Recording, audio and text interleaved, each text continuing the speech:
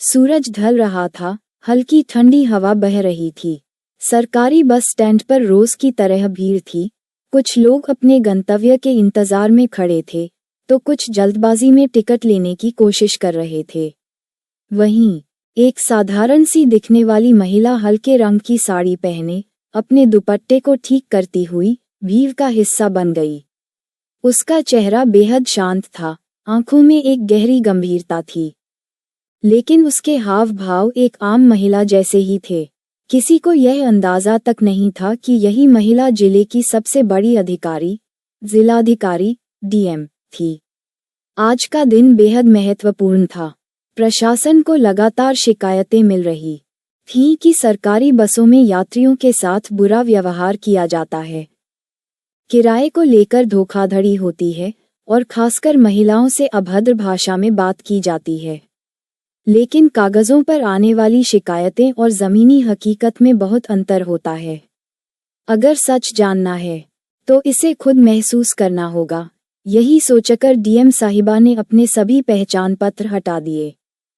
कीमती साड़ी की जगह साधारण कपड़े पहन लिए और अकेले ही एक सामान्य महिला की तरह बस में चढ़ गईं। बस में चढ़ते ही शुरू हुआ पहला इम्तिहान। बस पहले से ही यात्रियों से भरी हुई थी।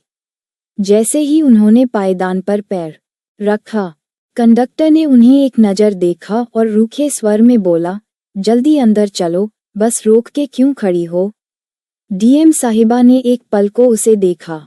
उनकी आंखों में सवाल था, क्या यही भाषा होती है यात्रियों से बात करने की। लेकिन उन्होंने कुछ नहीं कहा और धीरे धीरे बस में अंदर आ गईं। सीटें पहले ही भर चुकी थीं। कुछ लोग खड़े थे तो कुछ अपने मोबाइल में व्यस्त थे। किसी ने भी एक साधारण महिला को जगह देने की जरूरत नहीं समझी। लेकिन डीएम साहिबा को इसकी आदत थी। वे बस के एक कोने में खड़ी हो गईं, जहां से वे पूरी स्थिति का अवलोकन कर सकती थीं।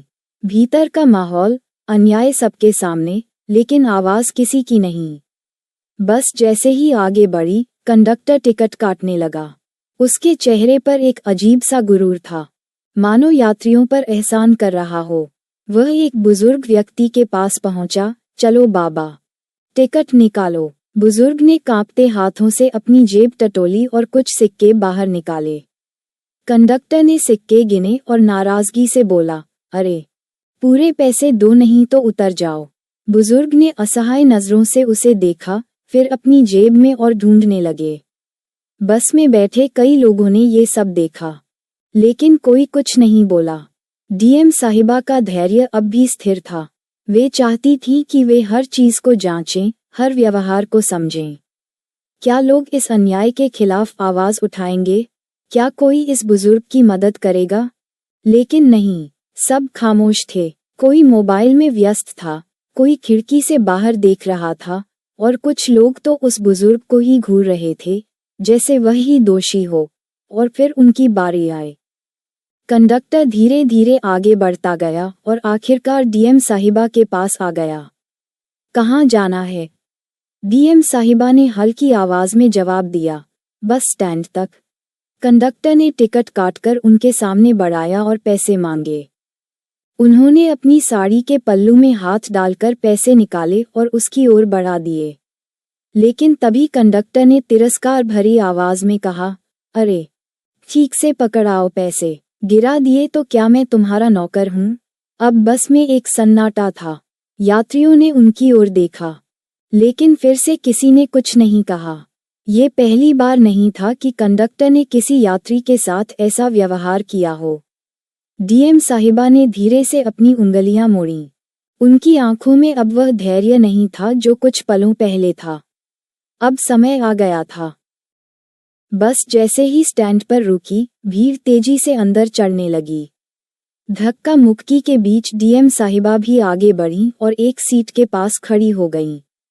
बस पहले से ही यात्रियों से भरी हुई थी। कुछ लोग बैठे थे तो कुछ खड़े थे। गर्मी और उमस के बीच हर कोई जल्द से जल्द अपने गंतव्य तक पहुंचना चाहता था। तभी पीछे से एक ऊंची और तीखी आवाज आई, चलो चलो, जल्दी टिकट निकालो। खाली खड़े मत रहो। ये बस कंडक्टर था, जिसकी आवाज में नरमी की जगह रूखापन था। उसके चेहरे पर चिढ़ और झुंझलाहट साफ झलक रही थी, मानो वह किसी से बहस करने के मूड में हो। उसने आते ही कुछ यात्रियों से बदतमीजी से बात करनी शुरू कर दी। जब वह डीएम साहिबा के पास पहुंचा तो बिना देखे ही रुखाई से बोला, अरे बहन जी, पैसे दो, यहाँ फ्री की सवारी नहीं चलती।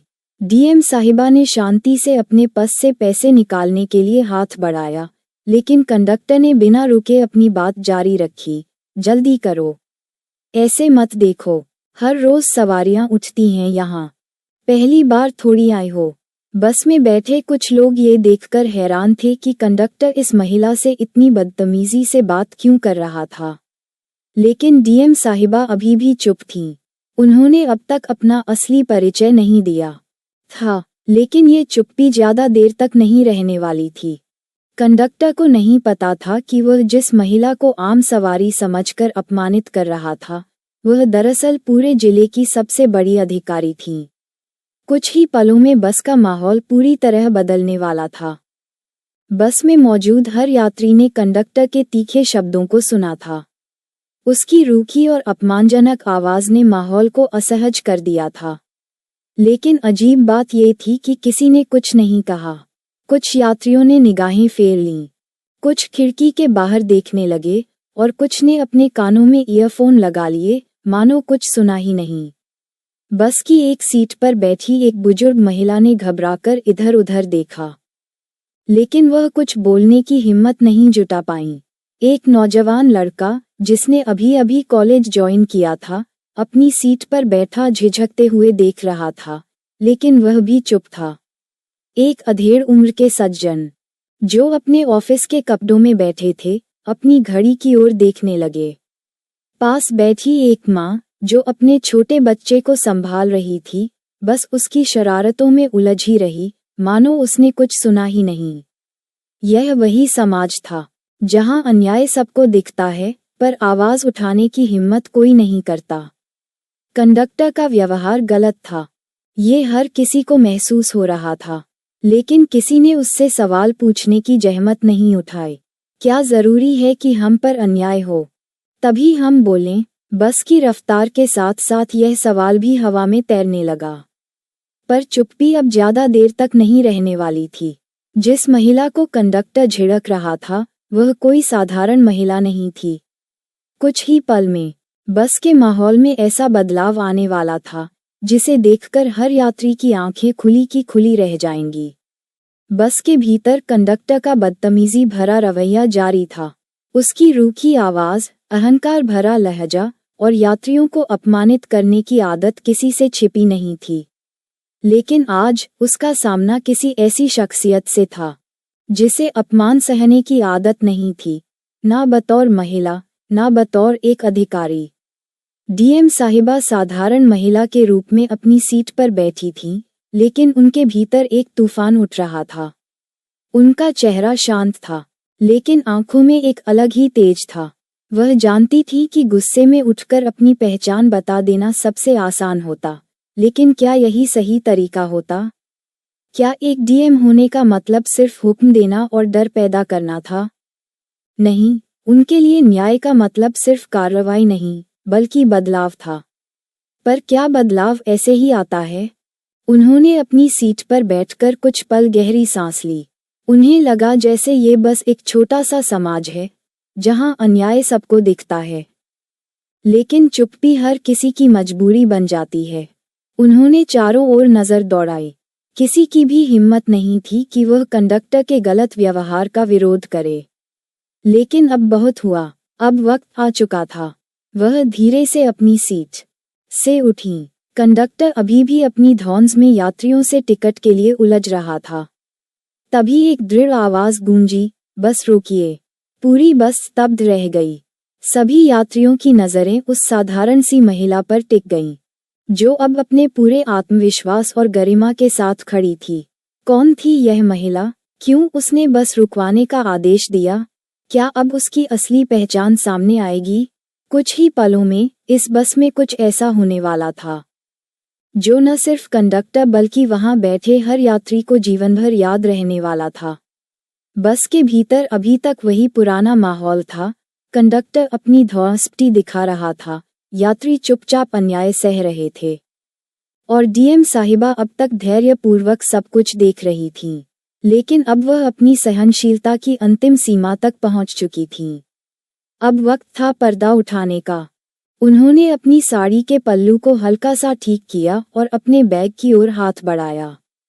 कंडक्टर, जिसे अभी तक यही लग रहा था कि वह किसी साधारण महिला से बहस कर रहा है, मजाकिया लहजे में बोला, क्या हुआ बहन जी? टिकट के पैसे नहीं हैं तो कहिए, हम छूट दे देते हैं। लेकिन अगले ही पल कुछ ऐसा हुआ जिससे उसकी आवाज लड़खड़ा गई। डीएम साहिबा ने बैग से एक चमकता हुआ आईडी कार्ड निकाला और उसे बस में हवा में उठाकर कहा, मैं हूँ इस जिले की डीएम। बस में जैसे भूकंप आ गया हो। कंडक्टर का चेहरा सफेद पड़ गया, उसके हाथ कांपने लगे। जो आदमी अभी तक पूरे रौब के साथ यात्रियों पर चिल्ला रहा था, अब वह खुद कांपती आवाज में बोल उठा, माफ कर दीजिए मैडम, गलती हो गई। चारों ओर सन्नाटा था। कुछ यात्री अपनी सीटों से खड़े हो गए। कुछ को यकीन ही नहीं हुआ कि जो महिला उनके साथ बैठी थी, वह दरअसल पूरे जिले की सबसे बड़ी अधिकारी थी। बस के ड्राइवर ने घबराकर बस रोक दी। कंडक्टर को अब समझ नहीं आ रहा था कि वह कहाँ छुप जाए। लेकिन डीएम साहिबा के चेहरे पर न गुस्सा था, न अहंकार। उनकी आंखों में बस एक सवाल था, अब बोलो। जब मैंने और इन यात्रियों ने चुपचाप सह लिया, तो क्या हम कमजोर थे? या तुम्हारी आदत खराब थी? अब फैसला होना था। इस कंडक्टर को उसकी करतूतों का सबक कैसे मिलेगा? क्या डीएम साहिबा उसे वहीं सजा देंगी? या फिर कोई और बड़ा निर्णय लेंगी, जो हमेशा के लिए इस तरह के व्यवहार पर रोक लगाए? अब जो होने वाला था, वो इस बस में बैठे हर शख्स को जीवन भर याद रहने वाला था। बस में सन्नाटा था। कंडक्टर की सांसें अटकी हुई थीं। उसकी आंखों में डर था, चेहरे पर पछतावे की परछाई। यात्रियों के बीच कानाफूसी शुरू हो गई थी। कुछ लोग सोच रहे थे कि अब डीएम साहिबा उसे नौकरी से हटवा देंगी। कुछ को लग रहा था कि तुरंत पुलिस आकर उसे गिरफ्तार कर लेगी। लेकिन डीएम साहिबा ने कुछ पल के लिए गहरी सांस ली। उनकी आंखों में अब गुस्से की जगह एक अधिकारी की दृढ़ता और एक इंसान की संवेदना थी। उन्होंने कंडक्टर की ओर देखा और बेहद शांत लेकिन गंभीर आवाज में कहा, क्या यही तुम्हारा रोज का रवैया है? क्या तुम हर महिला यात्री से इसी तरह बात करते हो? कंडक्टर ने घबराकर सिर हिलाया, नहीं मैडम, गलती हो गई। मैं पहचान नहीं पाया कि आप। तो अगर मैं डीएम न होती, तो क्या तब भी तुम्हारा व्यवहार यही रहता? अब बस में बैठे यात्रियों की गर्दनें भी एकदम खड़ी हो गईं। ये सवाल सिर्फ कंडक्टर के लिए नहीं, बल्कि पूरी व्यवस्था के लिए था। कंडक्टर का सिर शर्म से झुक गया। उसकी आंखों में अपराध बोध था। उसने कांपते हुए हाथ जोड़े, मैडम, मेरी नौकरी चली जाएगी। मेरे घर में बूढ़े माँ बाप और छोटे बच्चे हैं। मुझसे गलती हो गई। डीएम साहिबा ने एक पल के लिए सब कुछ सोचा। एक तरफ उनका पद, उनका अधिकार, न्याय और अनुशासन था। दूसरी तरफ एक इंसान की रोजी रोटी, उसका परिवार और उसकी एक गलती थी। अगर वह चाहती, तो तुरंत उसे नौकरी से बर्खास्त करवा सकती थीं। अगर वह चाहती, तो अभी पुलिस बुलवाकर उसे सजा दिलवा सकती थीं। लेकिन असली न्याय सिर्फ सजा देना नहीं होता, बल्कि बदलाव लाना होता है। उन्होंने गंभीर स्वर में कहा, तुम्हें नौकरी से बर्खास्त नहीं किया जाएगा, लेकिन तुम्हें 1 महीने की सस्पेंशन मिलेगी। बस में लोग हैरान थे। यह फैसला शायद किसी को उम्मीद नहीं थी। डीएम साहिबा ने आगे कहा, लेकिन ये सजा पूरी होने के बाद, जब तुम दोबारा काम पर लौटोगे, तो तुम्हें हर रोज महिला यात्रियों से सम्मानपूर्वक व्यवहार करने की शपथ लेनी होगी। और हाँ, अगले 1 महीने में तुम एक सरकारी सेमिनार अटेंड करोगे, जहां कर्मचारियों को अनुशासन और व्यावहारिक व्यवहार की ट्रेनिंग दी जाती है। कंडक्टर की आंखों में आंसू थे। ये सजा थी भी और सबक भी। बस में मौजूद लोग चौंक गए। उन्होंने पहली बार देखा था कि सत्ता का उपयोग अनुशासन सिखाने के लिए भी किया जा सकता है, न कि केवल दंड देने के लिए। अब हर कोई जानना चाहता था, क्या यह फैसला कंडक्टर को बदल देगा? क्या ये घटना बाकी कर्मचारियों के लिए भी एक सीख बनेगी? और सबसे बड़ा सवाल, क्या ये कहानी यहीं खत्म हो गई या आगे भी कुछ और होने वाला था? बस के भीतर अब माहौल पूरी तरह बदल चुका था। कंडक्टर के चेहरे पर शर्म और पछतावा था, लेकिन साथ ही एक नया संकल्प भी झलक रहा था। डीएम साहिबा के इस फैसले से न सिर्फ उसने, बल्कि बस में बैठे हर यात्री ने एक सीख ली थी, सत्ता का सही उपयोग सिर्फ सजा देने में नहीं, बल्कि बदलाव लाने में होता है। जैसे ही बस अगले स्टॉप पर पहुंची, डीएम साहिबा उठीं और दरवाजे की ओर बढ़ने लगीं। पूरी बस उन्हें सम्मान की नज़रों से देख रही थी। कुछ यात्रियों ने धीमे स्वर में उनके फैसले की सराहना की, तो कुछ के चेहरे पर आत्ममंथन की झलक थी। मैडम, पीछे से कंडक्टर की आवाज़ आई। डीएम साहिबा रुकीं। मुझे माफ़ कर दीजिए। और धन्यवाद। इस बार उसकी आवाज़ में संकोच नहीं, बल्कि कृतज्ञता थी। डीएम साहिबा ने मुस्कुराकर हल्का सिर हिलाया और बस से उतर गईं। जैसे ही उन्होंने सड़क पर कदम रखा, उनके मन में संतोष की भावना थी। उन्होंने सिर्फ एक व्यक्ति को नहीं, बल्कि पूरे समाज को एक नया दृष्टिकोण दिया था। पीछे मुड़कर देखा तो बस का माहौल अब पहले जैसा नहीं था।